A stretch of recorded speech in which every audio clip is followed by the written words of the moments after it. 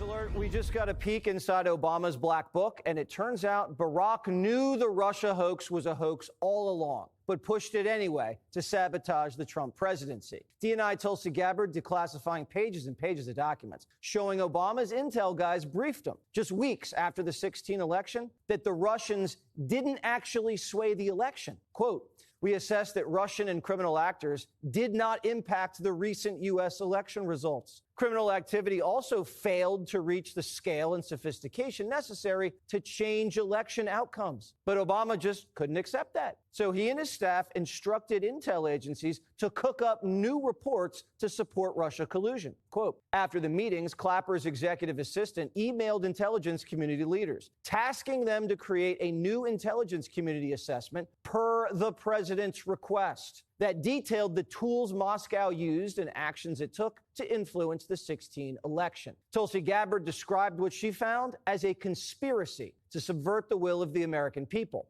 And she says the people involved should be prosecuted and has made a criminal referral to the Department of Justice. We knew Hillary created the dossier, and now we have proof that Barack was calling the shots and the documents to prove it. Woo, things are heating up. It's heating up. Okay. The conspiracy theorists have been proven right. It was a lie the entire time that they completely made up. And of course, mainstream media peddled it. And if you don't believe me, you know I always come with clips, baby. Russia hacking the election to elect Trump is the end of our democracy. Votes were definitely affected. Russia hacked the election to tilt it to Mr. Trump. The Russians definitively hacked the election. Russia did hack the election. No doubt. The Russians hacked the election. Yes, Russia hacked the election. Fact, Russia hacked the election. President-elect Donald Trump still not sounding convinced that Russia hacked the election. The president does not want to come to terms with the fact that the Russians hacked the election. President Trump says he still wonders if the Russians hacked the election. If you can get him to accept that Russia hacked the election, see if you can get him to accept who won the Civil War. If he admits it, it casts a shadow on his victory over Hillary Clinton. Russia hacked the election. Russia hacked the election. Russia hacked the election. Russia hacked the election. Let's be clear, Russia hacked the election. Definitively, Russia hacked the election, and Russia is doing it again now. Yeah, so I'm not going to play that entire clip. There's like a whole nother minute of mainstream media pushing that baseless lie. So, yeah, y'all get the message. Everybody across mainstream media was pushing that same message. Kind of interesting, ain't it? You know, it's almost like the conspiracy theorists are right again when we say that mainstream media is just another arm or wing of the Democrat Party. Just saying, I'm just saying. You know, I'm just the guy that talks on the internet, though. Don't mind me. Do not mind me. But Trump actually posted something that's quite interesting. But before we get into that, let's hear what he had to say about the situation. Tulsi Gabbard has submitted a criminal referral to the Department of Justice. From your perspective, who should the DOJ target as part of their investigation? What specific figures in the Obama administration? Well, based on what I read, and I read pretty much what you read, it would be President Obama. He started it. And Biden was there with him, and Comey was there, and Clapper. The whole group was there. Brennan, they were all there in a room. Right here, this was the room. This is much more beautiful than it was then, but that's okay. I have nice pictures up. They came out of the vaults. They were in there for 100 years. This is much more beautiful. We have the Declaration of Independence now in the room, which wasn't here. I guess people didn't feel too good about putting it here, but I do. But you know what? If you look at those papers, they have them stone cold, and it was President Obama. It wasn't lots of people all over the place. It was them too. But the leader of the gang was President Obama, Barack Hussein Obama. Have you heard of him? And except for the fact that he gets shielded by the press for his entire life, that's the one look, he's guilty. It's not a question. You know, I like to say, let's give it time. It's there. He's guilty. This was treason. This was every word you can think of. They tried to steal the election. They tried to obfuscate the election. They did things that nobody's ever even imagined, even in other countries. You've seen some pretty rough countries. This man has seen some pretty rough countries, but you've never seen anything like it. Yeah. And you know what I find quite interesting? What I find interesting is, you know, like with this whole Epstein thing, and, you know, you have Democrats and leftists all trying to say, well, you know, Trump doesn't release it because he's in it. And it's like, come on, bro, stop it. Like, if you just took a second to just use some common sense, you would know that Trump wasn't in it at all. Because if he was, they would have released it. I mean, they went so far as to make up BS. They were making up things to try to keep this man out of being president. Do you think if they really had him dead to rights, right, with an Epstein file, which absolutely would have tanked his political career and would have sent him to prison for life, and rightfully so, do you think if they had that, they wouldn't have released it? Like, come on now. When leftists and Democrats say that, I'm just like, bro, stop it. Yo, your party literally made up stuff to keep him out of the presidency. And you mean to tell me this whole time they had some real file on him that could have completely destroyed him? Like, come on now, stop it. That don't even make sense. It doesn't even make sense. Like, what? Goodness gracious, man. But that's also crazy. The other crazy thing is, even in the midst of all of that, you know, through all of the lies, all of the witch hunts and this courtroom and that courtroom and 34 counts over here and this indictment over there and the raid on his house and, you know, the constant stream of negative coverage, Trump bad, Trump this, Trump bad, Trump this, we still won. And I think that says a lot. I think that says a whole lot. And, you know, it makes me go back to what Dr. Ben Carson said before the election. And he said this, I'm paraphrasing here, and I'm pretty sure I showed y'all the clip, but I'm paraphrasing here. He said this election is going to determine basically whether or not mainstream media still has the power it once had. And based upon what happened, mainstream media doesn't have the power it once had.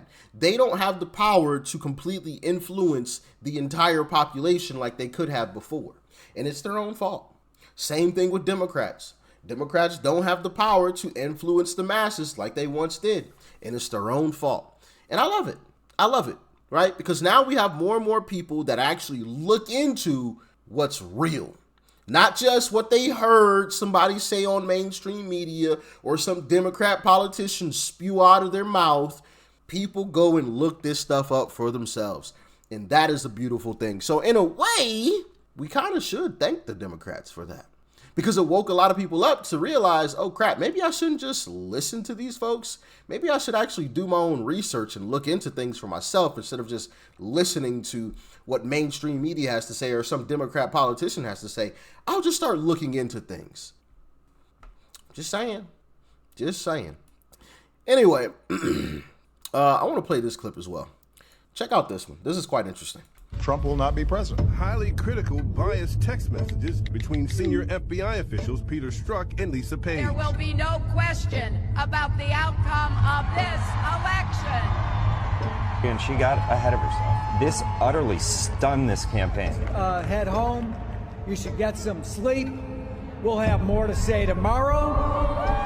Our constitutional democracy enshrines the peaceful transfer of power. The peaceful transition of power is one of the hallmarks of our democracy. We want to do everything we can to help you succeed, because if you succeed, then the country succeeds. These declassified documents that were just released. Officials in the Obama administration were asking for the identities to be unmasked of Americans. Unmasking of aides and staffers of the incoming president. The basic charge, political spying. To disrupt the peaceful transfer of power. Unmasking of American citizens it could be a real problem. Why is it that the unmasking of Flynn somehow ended up in the pages of the Washington Post? I know nothing about those moves to investigate Michael Flynn. The vice president said that yesterday, and then the last name on this list is Joe Biden. The Obama administration was bitter. They wanted to do everything they could to undermine the incoming Trump administration. Really designed to sabotage and really upend the new administration. An outgoing president and a vice president and a Washington Post columnist and the FBI setting up an incoming administration. Wow. That's a real conspiracy, and nobody wants to talk about it. Obamagate. Yeah, it's time we expose it. 1,000%. I want to share with y'all what Uncle Trump actually posted on Truth Social. Now, this isn't like the greatest quality. I thought I had a different clip of it. Maybe I don't. Yeah. Anyway, this isn't the greatest quality. Now, obviously, this video is fake. It is AI just for transparency purposes. And I actually won't be able to play the audio of this because of the music. It's going to get a copyright. So, but here it is. Wait a minute. I thought I muted that. There we go. Now it's muted. Okay. So yeah, this is obviously a fake video. This is not real. This is AI, but this is what Uncle Trump posted. Obama being arrested and him just sitting there laughing at it. I love it. I love it. Arrest that man. Arrest him. Got him in a jail cell. Oh, man. I love it. I love it. I love it. I love it. Yeah. Obamagate. Obamagate. And I'm going to leave y'all with this clip from Anonymous because Uncle Trump actually posted this clip as well. And I'll get you guys out of here. This is not a conspiracy theory. This is not speculation. This is documented fact. For years, they told us Trump was the threat to democracy, but the real threat was the attempt to remove him. On December 9, 2016, inside the Obama White House, a classified meeting took place. Present were CIA Director John Brennan, DNI James Clapper, FBI Deputy Director Andrew McCabe, and several senior officials. Barack Obama was there, and what they discussed would become the most coordinated political deception in U.S. history. Just days earlier, an internal intelligence community report concluded Russia had not altered the outcome of the 26 election. On December 7, DNI Clapper reaffirmed it.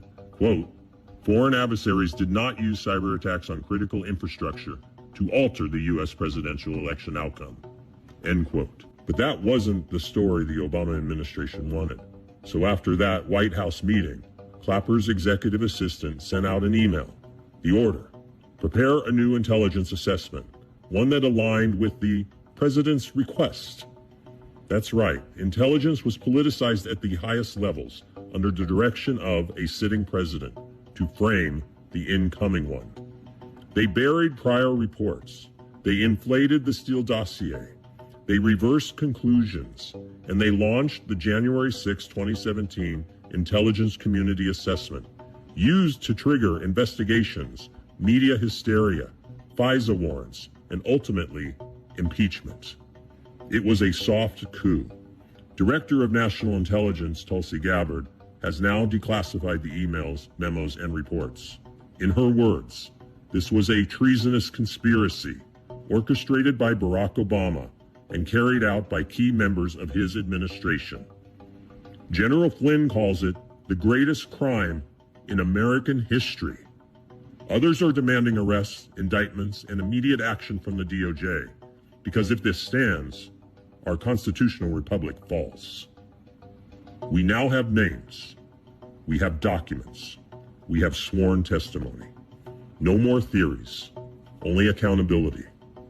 My friends, we are all anonymous, and we speak for the silenced, and we are awake, and we are everywhere, and we will not stop until the truth is reckoned with. Yes, sir. I agree. We should not stop until the truth comes out and people are arrested, put in shackles and chains, put in front of a jury, and sent to prison. It's that simple. People have to go to prison. No more games. And honestly, I think if Trump doesn't send people to prison, he's going to have some trouble coming once he walks out of that office. He's going to have a whole lot of trouble coming once he walks out of that office if he doesn't send people to prison. That's just my humble thoughts on it. Y'all let me know your thoughts and your opinions on all of this. This is, honestly, I feel like this is probably the closest we've actually been thus far to someone actually going to prison for something, right? We have all of the evidence. It's all laid out. It's all out there. I think we may see Obama be arrested. I really do think it. Listen, I'm going to give it, comment below what percentage chance do you think Obama will be arrested. I'm going to give it a 70% chance. I'm going to say there's a 30% chance that it doesn't happen. 70% chance that it does, as of right now. You let me know your percentage, all right? As always, make sure you guys hit that like button for the algorithm. I would greatly appreciate it. Let me know your thoughts and your opinions in the comments. Y'all stay safe out there. Peace and love. I'm out.